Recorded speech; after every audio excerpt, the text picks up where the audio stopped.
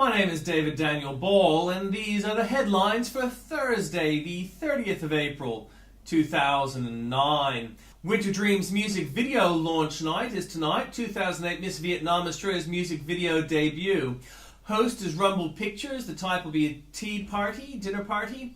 Thursday, April the 30th, 2009, from 7 to 8:30 p.m. at Santos's Restaurant, 231 Canley Vale Road. There's an email address for contact.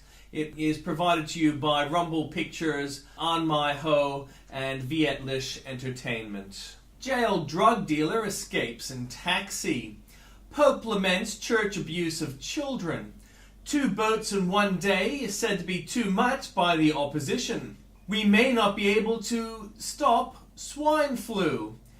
And Rees says we are ready in Sydney for a flu outbreak. We are prepared, Mr. Rees. Without notice, we can black out the city. We can ground our ferry fleet.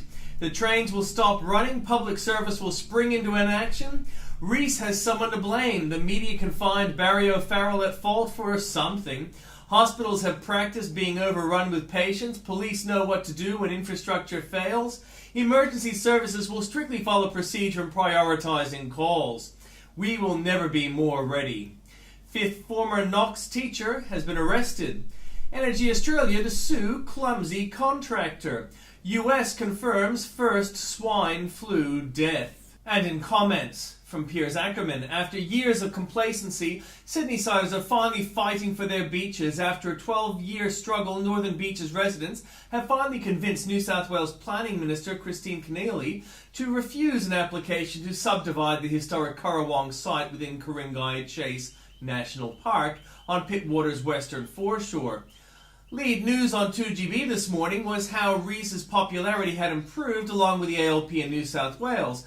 This is important as well federally, as they need New South Wales so they may go to elections early before bills come in. Radio DJ Chris Smith seems to feel that the increase in popularity was due to residual from handouts. However, I would note that while 2GB can often correctly report news which has balance, they also often fail to report significant items critical of the ALP, so that I have been instructed that they will not allow me on Talkback if I want to talk about my salient issues.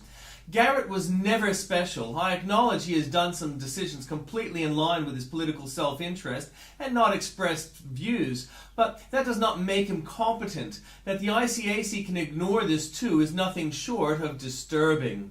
From Tim Blair, magazine minimised mayhem at the Monthly, where deputy editor David Winter has resigned in sympathy with departed editor Sally Warhoft. It leaves them with staff of 2, no editor and no deputy. It's undermanned, you might say.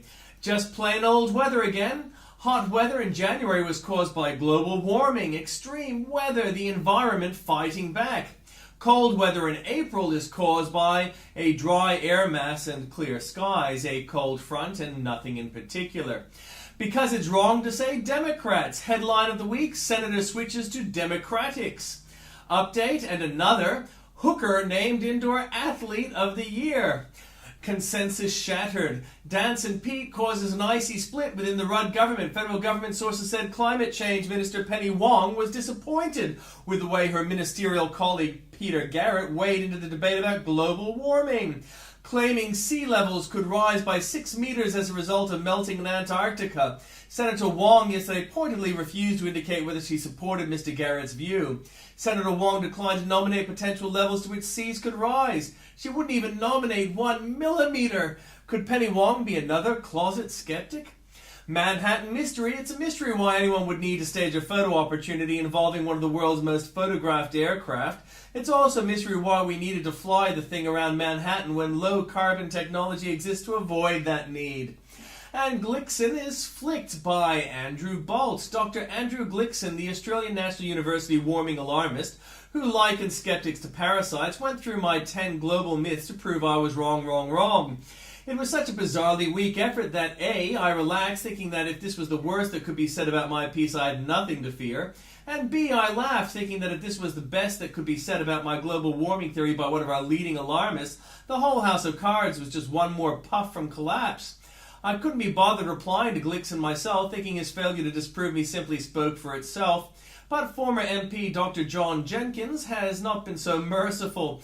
Read on for his forensic destruction of Glickson's responses to the myths I've identified point by point, and ask at the end what it says about global warming in our universities that Glickson holds the position he does. Pratt did it, get over it. Terry McCrann has had it with excuses and some of those making them. With friends like these, John Elliott obviously has not learned the first rule of holes. He went on the Neil Mitchell program yesterday morning with a very big shovel and set about using it with gusto. In essence, he said his great mate, the late Dick Pratt, lied when he fessed up to price fixing. He only did it to save himself from a messy legal fight and possibly a much bigger financial penalty. When are the assorted friends going to learn to stop it? That the better version is to let his confession stand as the truth. Nice sting at the end of McCrann's piece. Whose money was that, John? Busier spending your money than returning it. The tax office is so busy sending checks to people who didn't earn the money that it doesn't have time to send refunds to those who did.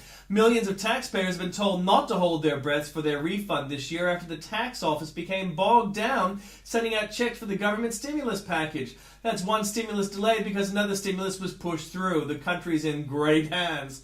If the world is warming, why are we so cold? The world, we're told, has been warming dangerously, yet here are our record temperatures. Highest recorded temperature, Oodnadatta, South Australia, 50.7 degrees centigrade on the 2nd of January 1960. Lowest recorded temperature, Charlotte Pass, New South Wales, minus 23 degrees centigrade on the 29th of June 1994. Yes, weather isn't climate, but now the news came as Mount Hotham recorded the coldest temperature for April in Victoria of minus 8 degrees.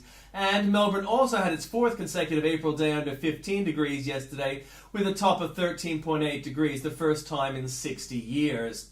And a new Australian record was set earlier this morning with a temperature of minus 13 degrees at Charlotte Pass on the Snowy Mountains. This is the lowest temperature recorded anywhere in Australia in April. And the first snow of the season fell in New South Wales yesterday, the first time in 13 years ski resorts had experienced snow in April.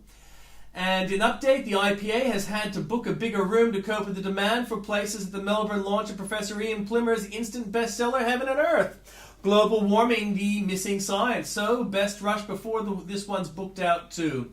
Swine flu, the start of 1,000 jokes. 6 Australian politicians led by Senator named Hogg, who landed at the epicenter of Mexico's swine flu crisis this week. Having found themselves the center of unwanted attention, the Central Coast Labour MP Belinda Neal was among the group. She remained tight-lipped behind a mask when a Herald reporter tracked the group down at Mexico's City Hotel yesterday. I wonder if he knew who she was. Emerson outs himself forever as an idiot. Days after being challenged here to come out of the closet, Craig Emerson peeks out, but of course he does so in a very underhanded way. From the files, Kevin Rudd explains the evidence that convinces him the debate is over. Well, can I just say the science is in? The ice caps are melting, the oceans are rising, temperatures are rising, we have the corals of the Great Barrier Reef beginning to be bleached. These are real environmental consequences now. Except, as Bolt explained yesterday, all 4 of those claims are false, and so what should Rudd now conclude? Why did Kama join a conference for racists? David Knoll should have gone in even harder given Tom Kama's commitment to institutionalizing racial divides into witch hunts. Did Australia really oppose the conference, or was Australia having a bet both ways? It is a pity that Kama did not follow Australian government policy and have no truck with racism of any hue.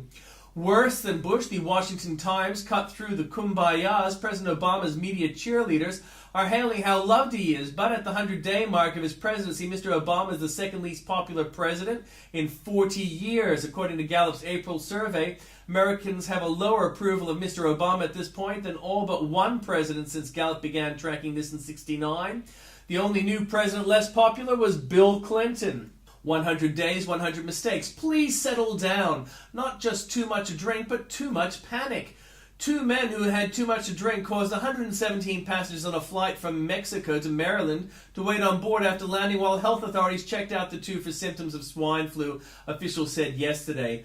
More of Rudd's boats. Record temperature on the day I said there were none. Danby versus Jones. Waiting for Rudd.